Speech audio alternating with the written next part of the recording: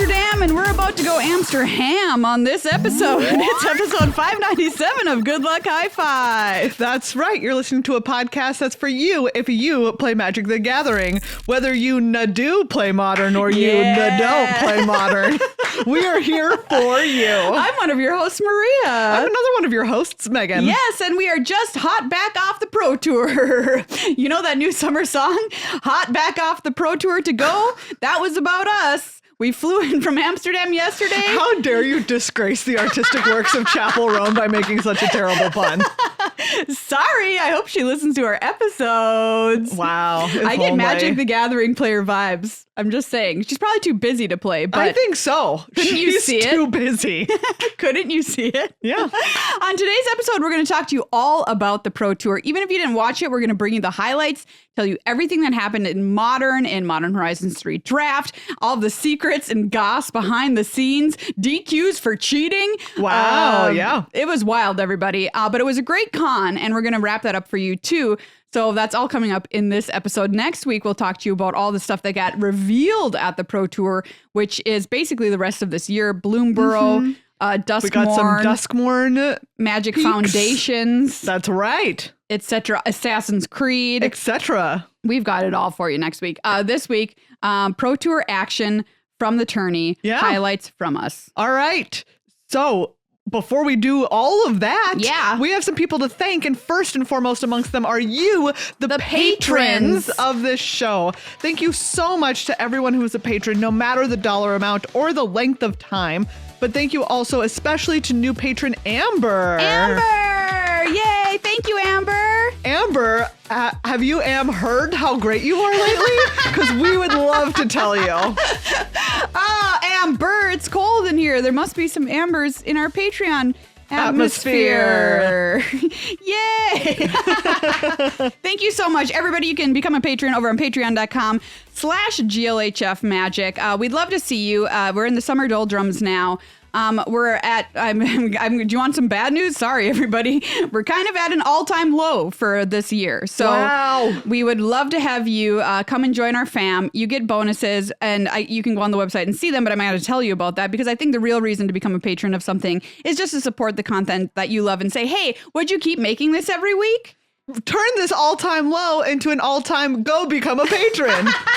We made a pun. We made a pun out of the sadness. Yes. Patreon.com/GLHF Magic takes less than a minute.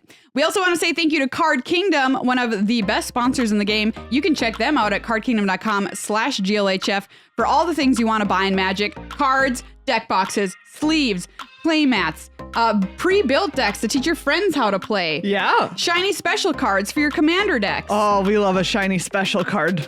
Here's the thing. You got to use the affiliate code cardkingdom.com/GLHF if you want to do any of this. cardkingdom.com/GLHF affiliate code. Please don't forget it. When you buy stuff, this is critically important to us. I cannot stress it enough. It is, in fact, critically important to us. You can pre-order Assassin's Creed if that's your jam. There is a new commander in that set, which is the lesbian pirate ladies, and I use them to build a commander deck, so I highly recommend it. It was a super awesome fun deck. You're going to see it on our Commander Arcade channel coming up. We had a lot of boats, we had a lot of pirates, we had a lot of treasure. Yeah. It was a journey of sapphic glory, and I encourage you to check it out so you can get them from that set in full art, which is what I did. Well, there you go. And so, yeah, Card Kingdom, anything you want, cardkingdom.com/GLHF. Anything you want at Card Kingdom will get it. Oh, almost. I was like, are we going to align on this? It's possible. Pretty close.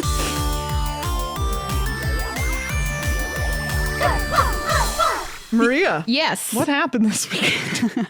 Man, I don't remember. I was there, but wow, I can't seem to recall it. We were in Amsterdam. I've never been to Amsterdam. Great. Top city. I'm not like generally a city person when I go on vacation. I prefer like country locations and that kind of thing, like going to see historical things.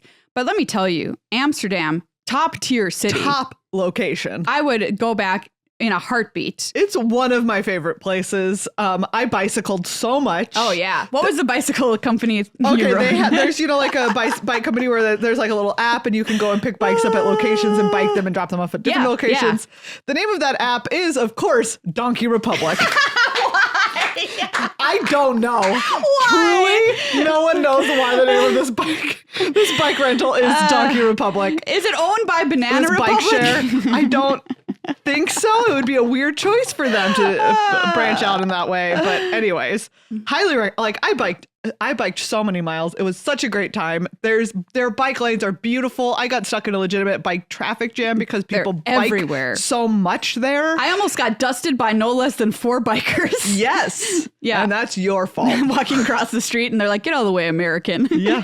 Tweet, tweet. Wait, that's not how a bell goes. Oh, ding, they're ding. so good at using their bells. They ding, ding all the time. That's the sound a bell makes. Tweet, tweet. That's the sound a bird makes. Or a whistle. Critical difference. Anyways. Yeah, great food. Fry capital of the world, along with Belgium, so I'm sure. good. Loaded fries. Give me a break. Megan ate a full fish from its tail. Oh, that part was slimy not little for me. Fish in her mouth. It was not for Herring, me. yeah, that was spooky. That herring was spooky. But the fries, 10 out of 10. I can't. America, get your game together. Where are our loaded fries on every menu? Where are they? On every menu. The convention center loaded fries? Shut up. They had fry stands. I went every day. I went to Fry Town. The convention itself was wonderful. Oh, so great. I think it was the best MagicCon yet. And they just keep getting better, MagicCon to MagicCon. I think they're like taking what they learned from the MagicCons beforehand. And everyone seemed to say this was the best one. It was enormous. It was across 3 halls. Yep. Right? There was like the hall that had the main stage. Yes. And then space to play. Yep. And then like check-in and everything, like welcome area. Yeah. And then there was one that had the pro tour. Yep. And then like vendors and also space to play. Yep. So much space to play. And then there was the 3rd hall that had all of the ticketed play events and space to play. And balconies where you could play. And balconies that had space to play. There was so much space to play. This was no Chicago sitting on the floor situation. No, there was no. There was so much space to play. And they capped out 10,000 people a day. Yeah, they sold out. Going through there. We stopped by the Commander and Cocktails event ran by Brian David Marshall. So great. Of Coverage fame. And so lovely. What At a this lovely point, event. I think of Commander and Cocktails fame. Yeah, now he's got a new fame to his name. Yes. He made old fashions for everybody out of like legit. You're not getting some crappy liquor that's in this if you sign up for these, by the way. It was 4 Roses. It was good stuff. Very good. And people are having a blast. It was so good. And they gave it to you in a glass. Yes, an actual glass. They trust you with a glass. I will say, okay. Europe trusts you with a glass. Europe trusts you. Also, all of like the catering behind scenes, for like production staff and stuff. Like all of the coffee cups and stuff were reusable. You returned them at the end of the day, which I just loved. All of the cups for water and everything were returnable. You just return them at the end of the day, which just come on, get your act together. I mean, Amsterdam said we had a tour guide for a food tour and she told us that they're going to all electric vehicles in the city. What'd she say? Like in 2 years or something like that? Just a couple years. Like you can't go in. You can't have an emissions vehicle. If you have an emissions vehicle. And she's like, yeah, we just had to make the rule because that's what you have to do at some point. You just have to make She was like, we just made the rule. And then that's also how they got bicycles. Everyone's like, oh, bicycles have been in Amsterdam for forever. Not true. There was a time when a bicycle wasn't invented. There was a time before bicycles. I know it seems like bicycles have been around since the beginning, but let me tell you, they have not been. There was a time in Amsterdam without bicycles, but they were like, do you know what? We want bicycle instead. So let's just do it. So we make bicycle. And all they did, they were like, every road, bike lane, separated bike lanes, special lights for the bikes, priority to the bikes. Yep. Bikes. Yeah. Great gelato. Anyways, bikes, great gelato. Amsterdam. Fabulous tournament. The Pro Tour itself, if you tuned in, you saw that it was a very good top 8 that we finished with on Sunday.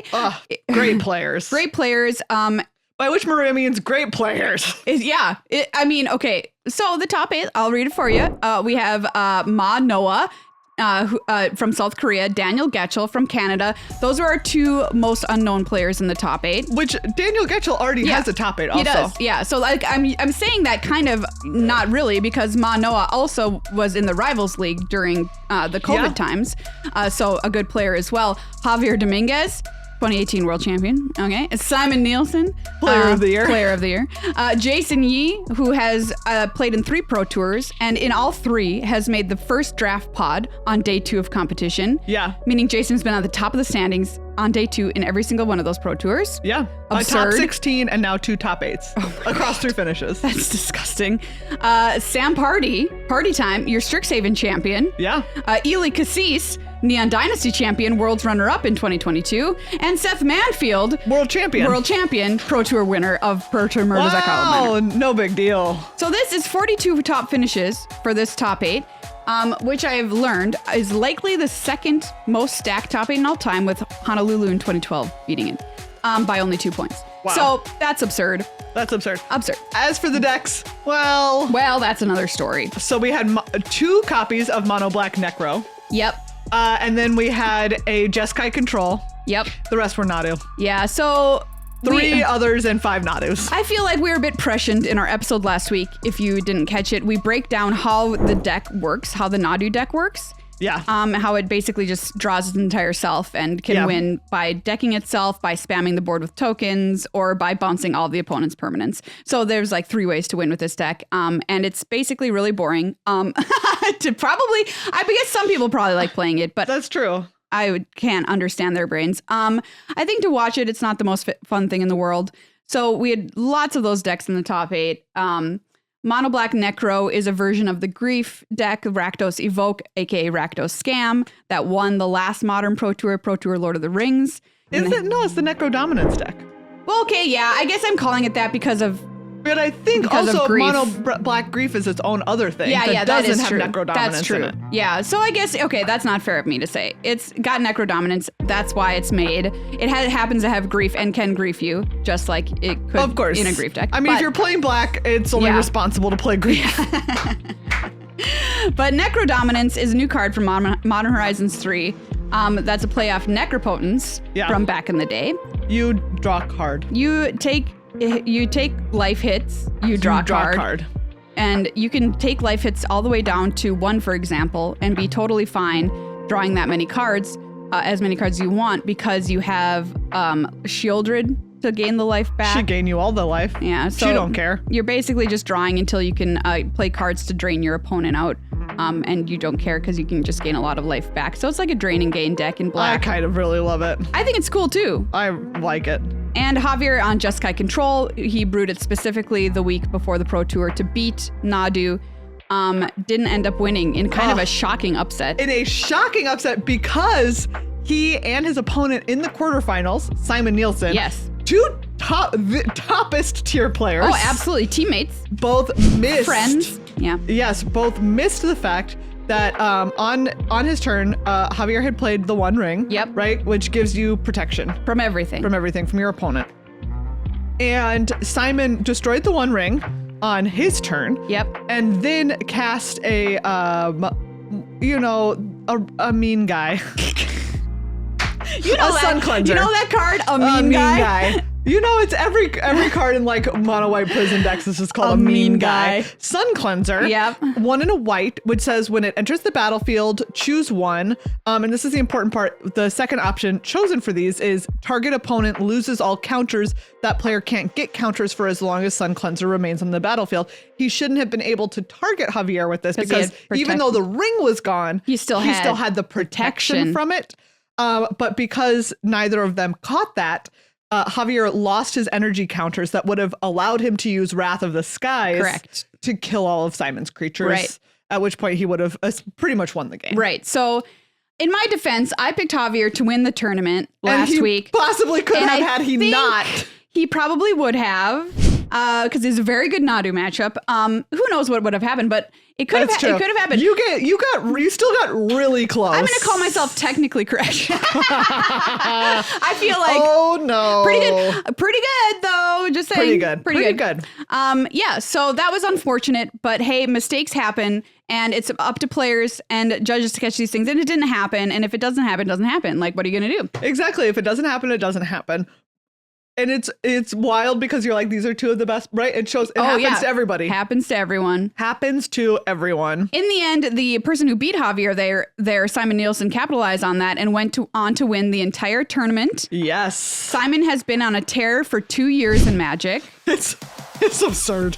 So he's our current reigning player of the year, which means, if you don't know, that they got the most points at the Pro Tours over the past season. Yes. Which is a very, very, very hard thing to do. Consistent top finishes at every pro level tournament. Yes. And guess who's leading the player of the year race this year as well? I'm going to guess it's Simon Nielsen. It's Simon Nielsen. Yep.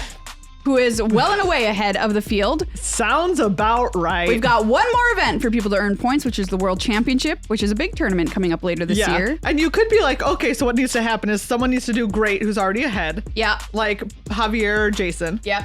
And then Simon needs to do poorly. But the only problem being Simon that can't. Simon has failed to do poorly lose for 2 years now. He just can't do it. It's impossible. So he has made the top 8 of the past 5 out of 6 major events. That's stupid. What do you even do with that? Like, he broke the world record of top 8s in a row, which is he has 4 now. He only missed the last Pro Tour, and then he's like, oh, I shouldn't miss. And then he decides to just win this one. Like, I can't tell you how hard that is to do.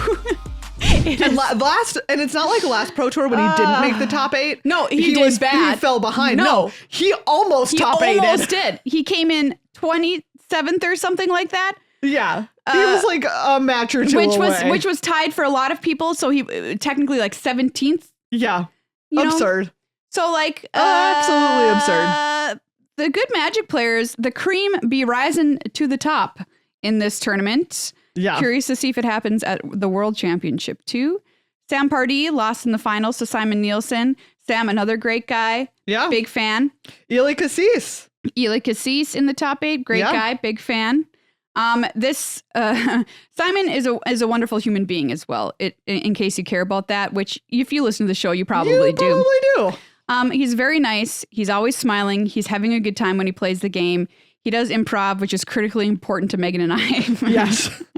Amongst everything else. And our culture. Most importantly, our culture. Critical to our culture is Simon does improv. Yes. Yeah. So, very happy with how it all shook out. Yeah. So fabulous tournament overall as far as the people are concerned. Yeah. I also just wanted to mention, because we already touched on Player of the Year. Yes. There was an announcement at this event. Oh, yes. Kai Buddha, the best player of all time. The game goat. of Magic, the Kai Buddha, the embodiment of the game Magic the Gathering. The German juggernaut, as we say. Exactly. Has been battling cancer for a couple of years now. Yes. And has kind of come to a point where things, I think, have taken a turn for the worse. Yep. Which is awful. Also, FYI, he did just win the Sunday PTQ. I mean, so Kai, which is very funny. I'm going to set Kai up just for the tiny bit for people who might not know him. If you're not in the pro scene, he started playing Magic back in the day, as was one of the first people to ever make Magic feel like a pro career by actually trying to do well at event after event, building testing teams, putting rigor into his testing and testing with people, and showing up at these events with decks that broke the format, which people just weren't doing. Okay. Yeah. He won 7 Pro Tours back then. Now, the next person in line who has the most wins of major events is Seth Manfield, tied with Nathan Stoyer, which is 3. Wow. So I would just want you to think about that. I don't think anybody will ever beat him. No. With 7 wins, not top 8s. Wins. He is extremely nice person. Was on Team Good Luck High Five when we had Magic teams back in the day. When we sponsored a team. We sponsored a team. Kai was on it. No big deal. When we came to the venue, I saw him. And the first thing that he said to me when he saw me was, "Oh, hey, Maria, so nice to see you. Isn't it your anniversary?" Oh, can you believe that? And it was. It was recently my first wedding anniversary. You can applaud. But he had no reason to remember that or care or say that to me. Like, It was just really nice. So nice. Very, very nice. Anyway, such a nice that's person. my setup of they're naming the Player of the Year trophy. Yeah. The Kai Buddha trophy. Yes. Which I think is really lovely. Yeah, me too. He won Player of the Year 4 times. Yes. So, like, quite frankly, it should be named after him. Yes, it should be. It was so, if you want, you can go back and watch the videos. Huey Jensen, the director of play. Yes. Is that his title? I think it's close enough. He works for Wizards now, used to be a player. He gave a speech about Kai and his importance and impact on the game. They cut away to the audience. You love to watch a stoic man cry. I mean, he cried. Reed Duke was crying in the audience. When they cut to Reed Duke crying, that was it. I was done. Like, I can't. I'm sorry. That's it. I can't handle it. Yeah. They cut, like, why do they have to come back I was sitting next to Monty and Monty was crying. Oh, Monty was oh God. So they cut back to me and I'm supposed to throw it to break and I'm just bawling and I'm like, we'll be right back. Oh, but you know what? That's real, man. That's real live television. Yep. And so very happy that Kai gets to be honored in this way and then takes a deck, goes and wins the PTQ on Sunday to come back and play again.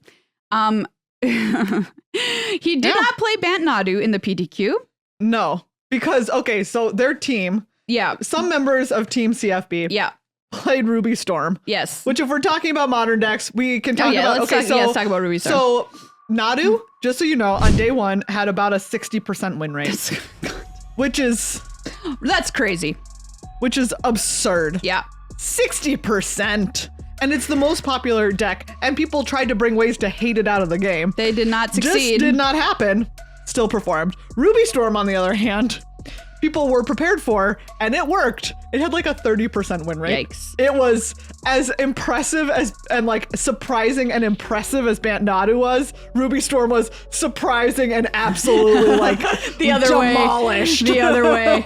It was impressively god awful. It was the second most played deck right behind Nadu. Yes. So a lot of pros were on this Ruby Storm deck, which yes, it is a Storm deck, cast a bunch of spells, win with Grape Shot. But the problem is everyone came like prepared with hate for that. Yeah. And that deck is very effectively hated out of the game. Correct. If you're removing this deck's graveyard, it can't really do what it wants to do. If you're making it so it's very expensive to cast multiple spells a turn. Exactly. If you just make it so people can only cast once, like, guess what? You can't storm off with Storm Count 1's not going to work for you. Storm Count 1 don't work. So, like, Kai played this deck.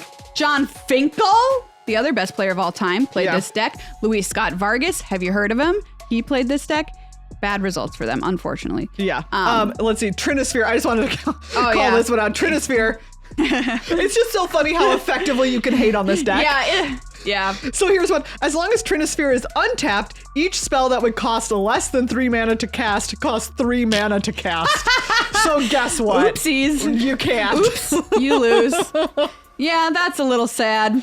Because like they really depend on these cards, like these spells being cheap. If you're gonna rack up a really high storm count, they need to be really cheap to cast these. And if they all instead cost 3 mana, it's bad.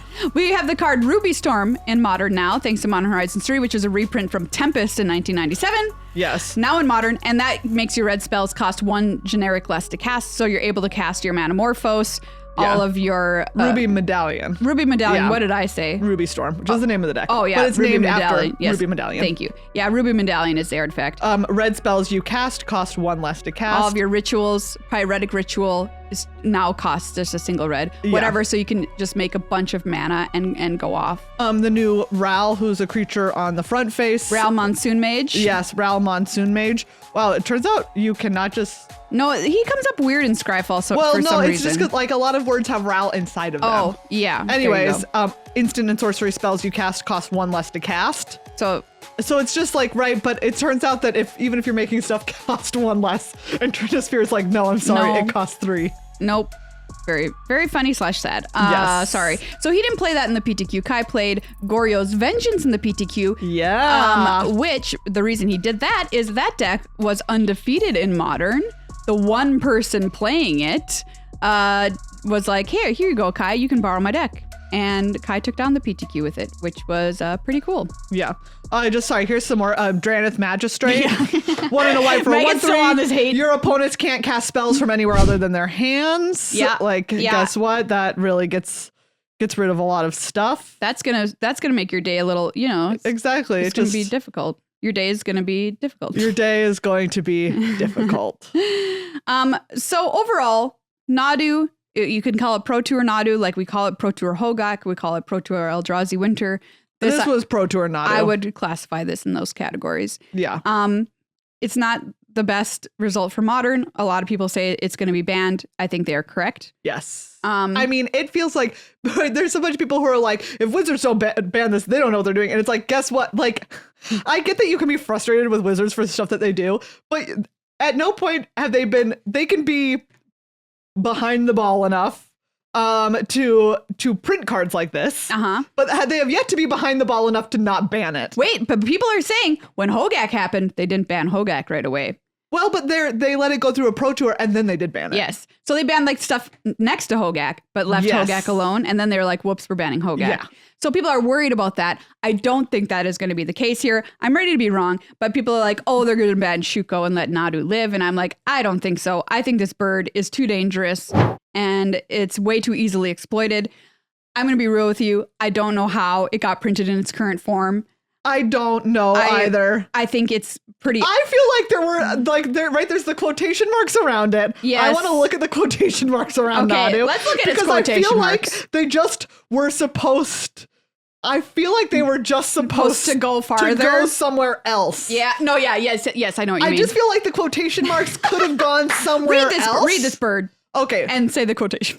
Creatures you control have, quote, whenever this creature becomes the target of a spell or ability, reveal the top card of your library. If it's a land card, put it onto the battlefield. Otherwise, put it into your hand. This ability triggers only twice each turn, end quote. Yeah. It feels like maybe this ability triggers only twice each turn was supposed to be on Nadu itself to be like, this only 2 creatures can have this happen. Move the quote. Move the quotes, and it like, you need to rephrase the sentence a little, but it like, then you get to a card that's like still very good, but it's not the level of absolutely broken that we saw at the Pro Tour. Yeah, I think that would help. We've talked to people move the quotes, move the quotation marks, who played this in Commander, who also told us they were like, in Commander, it was also broken. It was also broken. I can't imagine a format. I think that there were people over the weekend who are not at the Pro Tour who were playing like Legacy events who brought Nadu decks to Legacy. Okay. And did well. Like, I think that Nadu literally got moved, like bumped into the Legacy space. Boop, there you go. Exactly. How powerful is it? Legacy powerful. Is the answer. Enjoy your bird. Wow. Yeah, I don't think this bird's long for the world. There's going to be a ban and restricted announcement coming up next month, I want to say is the next one. And I fully expect this thing to go on the grill. Wow. What a descriptor. Yum, yum. What a way to say it. Grilled bird. Do people grill birds? I suppose they do. Chicken is a bird. What am I talking about? That was... I'm glad you worked through that one on your own, so I didn't have to engage with the conversation at all. I think it was best if I just like didn't input. We got on the whole argument this weekend about bread and toast. Like, we don't need to get it up. Okay. No, we do need to. Here we go, everyone. What's happening? Maria was like, I don't really like bread, which already by itself, baseline unhinged statement, not okay. I stand by that statement. I don't go nuts over bread. If you're like, check out this bread, it's the best bread you've ever had. I'm like, okay, sure. I think that you are kidding yourself. It's a good thing my husband doesn't listen to this. I would be divorced if he listened to this. Okay, but then Maria was like, oh, I really like toast. And we're like, toast is bread. You can't like toast, but not like bread. And Maria's like, no, toast is toast. And it's like, no, toast is made of bread. Without bread, there is no toast. Like, what do you think toast is made of? Well, let me ask you this question. If you're like, can you bring me some bread? And someone brought you a piece of toast, you would be confused. But if someone was like, hey, bring me some toast, and they brought you not bread, you would have a fit. But if they brought me untoasted bread, I would likewise be like, that's not what I ordered. Well, yes, that's correct, because you ordered it toasted. But the point saying, like, they brought you the base item. It just needed a modification made to it.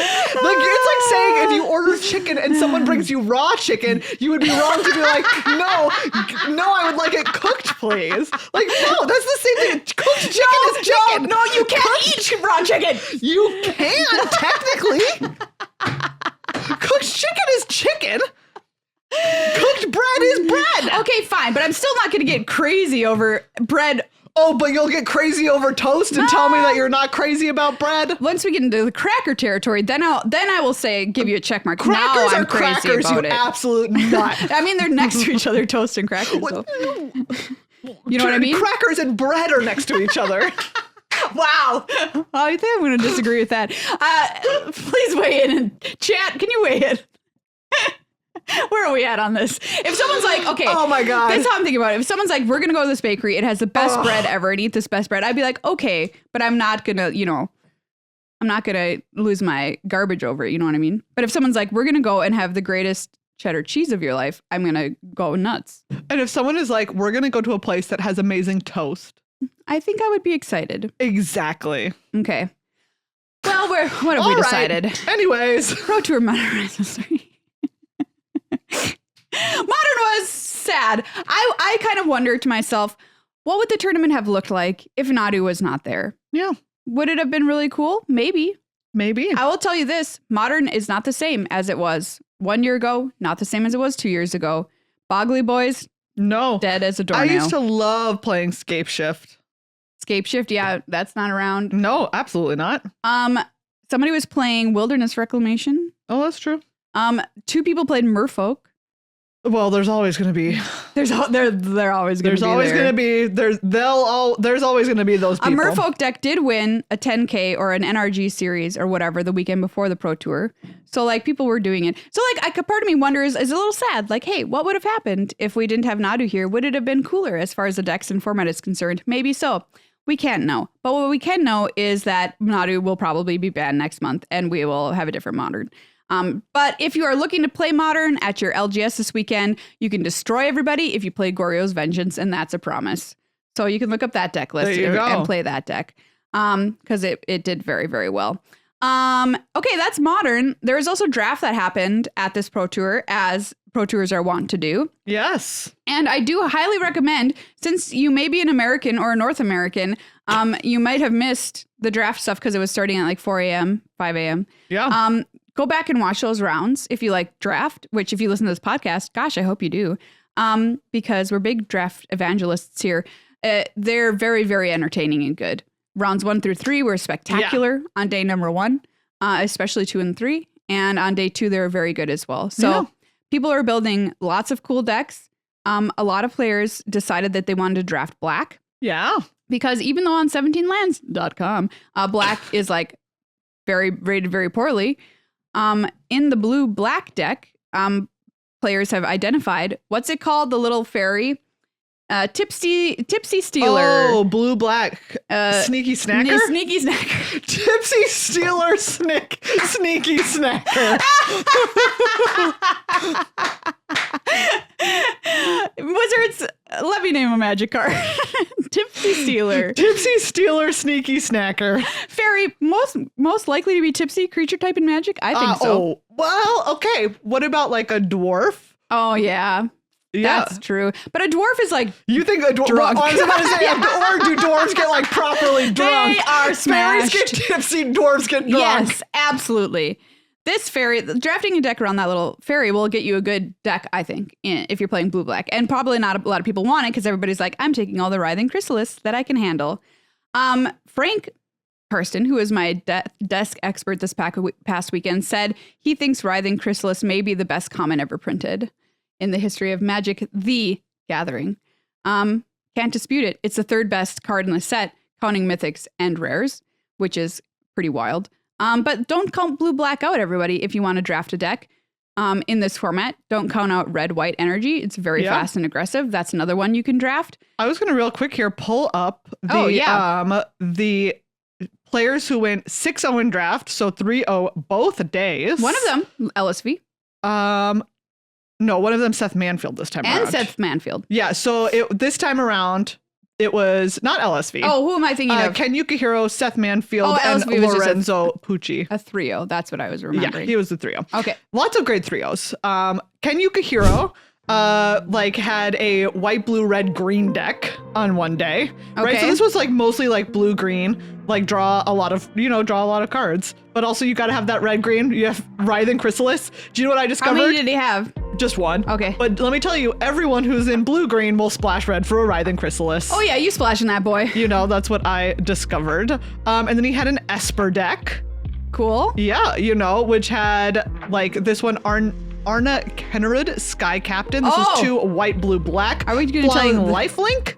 Whenever a modified creature you control attacks, double the number of each kind of counter on it. Then for each non-token permanent attached to it, create a token that's a copy of that permanent attached to that creature.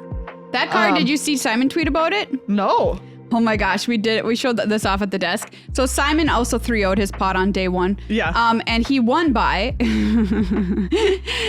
he had Anna Kennerud as well to be able to double counters, but he also made a zombie army. It's the enchantment that makes you that. Yeah. That I'm forgetting the name of. But he had a 144 zombie army attack. There it is. Wow. Gorgeous. With like, it's a picture of the card with like 20 counters on it. Yes. And he won by swinging with a 144. Pretty good. Amazing. Seth Manfield had a Jeskai deck. This is like a Jeskai energy deck, you know? I think Jeskai energy is a quite strong archetype in the format. And then Is It the next day. So like both of his decks being blue-red energy-based decks. Okay. Yeah. And then like I said, Lorenzo Pucci, who also had a Jeskai deck, and then had a white-based and also blue-red-green deck. That kind of had the same. This one had like our faithful watchdog friend, a few more kinds of like modification and energy counter style things. So point is, right, like you can play what you want in this format. Don't be scared and think you have to do Eldrazi's. You don't have to do Eldrazi's. There's a lot of options available to you. It's not like Modern. Boom! Roasted! Roasted like a Nadu on the grill. Recipes for this weekend. Do you roast birds? Has anyone ever roasted a bird? I don't know. Well, we roasted Nadu this weekend. Everybody uncovered. At some point, Frank Carson, who was a very serious guy, straightforward guy, we had to introduce the Nadu deck again, and he was like, oh, okay. Like, he even he had the mask slip a little bit on it. Yes. It was not the best. But thank you if you tuned in and watched. We loved having you there. It was a good show overall. Obviously, this show is going on in one of the 3 halls, but next door, there were a lot of previews of Bloomborough and of Duskmourn. And so next week, we're going to be super excited to tell you about some of that stuff that came out of MagicCon Amsterdam. I just have to ask you one quick cue. Sure. Okay, because this is the disc horse. What do you think of Duskmourn, which is the 1980s horror theme set? The design. I'm really excited. There's TVs in Magic now. How do you feel? Fine, whatever. Me too. I like it. I like it. Right? Like, I don't know. I think when you put limitations on yourself, like this can be fantasy and this can't be fantasy. I think that only limits the space. Yeah, and so, I know some people are a little bit sad about it because they think of Magic as a pretty pure fantasy space and designing in there. Parts of Magic that are right. Bloomborough, very pure fantasy. Oh yes, 100%. Very excited for that also. Eldraine, like Theros. Exactly. There are Dominaria. Plenty of planes that are still very pure fantasy. And I don't know, like I don't think that it's limiting to say like, oh, this like other planes can't be different kinds. I heard somebody say like a really interesting argument in my opinion, which was that, some people will say, well, just go do your 1980s horror theme like in a different game. Like there's games where you can do that. Don't get your peanut butter and the chocolate of Magic. Mm-hmm. And somebody said, well, hey, Magic, if nothing else, is an incredible rule set, right? Yeah. And we want this game collectively, I think, to continue to go and be printed and made and be able to be played by us. And if we start to really limit ourselves, there is a huge, problem of that not being able to be the case as we continue to grow and expand. Yeah. And this is the best game. Why shouldn't we skin it with other things that are also the best, which 80s horror is. Yes. So like we want to be able to play in this space and not let it kind of like, become stagnant and wither and die on the vine if we are constraining ourselves too much. Absolutely. That's my opinion. 30 years old, you get to do whatever you want. That's what you learn in your 30s. Magic is 30. Do what you freaking want. So now the next event is World Championship 30 coming up on the weekend of October 25th. We're going to decide our player of the year, our world champion. Can Jean-Emmanuel Deprat run it back? Are you going to pick him again, Megan? I told Maria that I was like, I have been strongly considering it. Run it back! Like, he did very well this tournament also. He was having a strong performance. I also think, like, will you just run it back and pick Javier again? Because I don't think that's wrong either. Here's the thing. I almost picked Simon for this tournament. God, I almost picked Simon. Oh, we could both. It would be very legitimate if either of us picked Simon. Yes. Yeah, I know. What? Who are we going to pick? Right. I don't know. Should we have maybe in our Discord we could have a fantasy draft for players? Yeah, that would be fun. Patrons, get in and tell us what you want to do that. You want to do that? All right. What was I going to say? I can't remember. I don't remember either. It was a great tournament. We now know everybody who's going to be at the World Championships. It's a big field. I wanted to give props to the ladies playing at World Championship 30. Yeah. You know who you are. Ding. That's me winking. I don't know if that's ding. Is that the sound of a wink? I don't know. Maybe it's tweet, tweet. Tweet, tweet. I winked. Happy to see you there. And excited to battle. Yeah.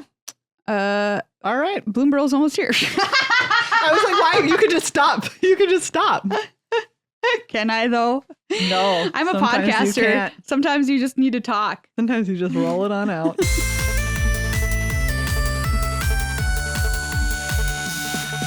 Thank you, everyone, for listening this week along with Good Luck High Five. Yes. Thank you especially again to new patron Amber. Amber. Have you, heard the good word about how great Amber is? I would make dinosaurs out of you in hundreds of years based on the DNA that you're locked inside of your own self of. You know what I'm saying? Absolutely. I followed that. Not word for word, but conceptually I got what you were going for. Patreon.com/GLHF Magic. Help us be happy next week. Cure our depression. CardKingdom.com. No big deal.